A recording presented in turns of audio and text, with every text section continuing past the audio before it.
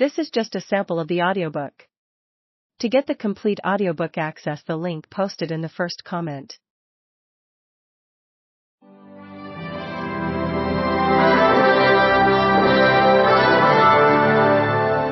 Segment 3, a good drop shot. When we come back together for our last exercise of the day, I say, well, we've covered the first 2 shots of the point with the serve and return of serve. Now, tell me, what would you say is the ideal third shot? People call out, a lob shot, a hard drive down the middle, a hard drive down the line. I'll always ask these people if they're long-time tennis players, and the answer is inevitably yes. A drop shot? All right, and to quote, or perhaps misquote, the legendary Mark Frydenberg, the third shot is whatever you need it to be, depending on where your opponents are.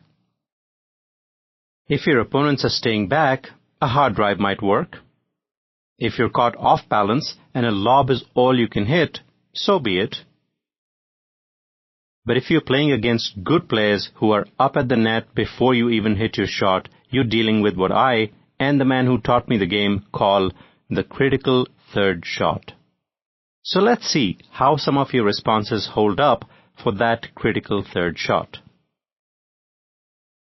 Then I take these answers one by one and offer some demonstrations. I call up a volunteer who is about my size and height and say, let's start with the lob shot.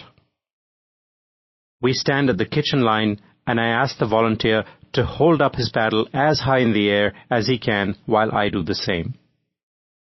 I show how either of us can easily take 2 steps backwards from the kitchen line and we can cover about 8 feet of vertical space with no problem, blocking off most of the court. For the opponents to hit over us and still land in, they really have to hit a perfectly executed lob, which is not an easy task. It's not a high percentage shot. Of course, against players who are less mobile, you may get away with it. But in terms of playing smart pickleball against better players, it's not a great strategy. So let's look at a hard drive down the middle or down the sideline. I'll ask my volunteer to join me again at the kitchen line. We have our paddles up and in the ready position.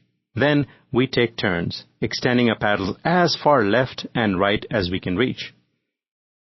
Together, we can cover well over 75% of the width of the court when we are at the kitchen line. I point out that if you're playing against opponents who are ready at the net, they'll just return a hard shot back at you as fast or faster than you hit it at them. A hard shot, whether it's down the line or the middle, violates the number 1 rule of smart pickleball. Remember? It doesn't buy you any extra time to get ready for the next shot. So, no hard shots for the third shot. Now, on to the next suggestion, the drop shot. If my volunteer partner and I are standing up at the kitchen line with our paddles at the ready, and someone hits a drop shot that lands inside the kitchen, it forces us to let the ball bounce. During the time it takes to bounce, the opponents have just bought themselves plenty of time to get up to the net and prepare for the next shot.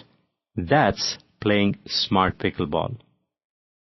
So let's say that either from your own experience or through our discussion in the clinic, you understand and buy into the concept that in order to win a pickleball game against better players, number 1, you got to get up to the net, and the best way to get up to the net from the back of the court is to take advantage of the no volley rule by hitting a drop shot and rushing to the line while your opponent is letting the ball bounce.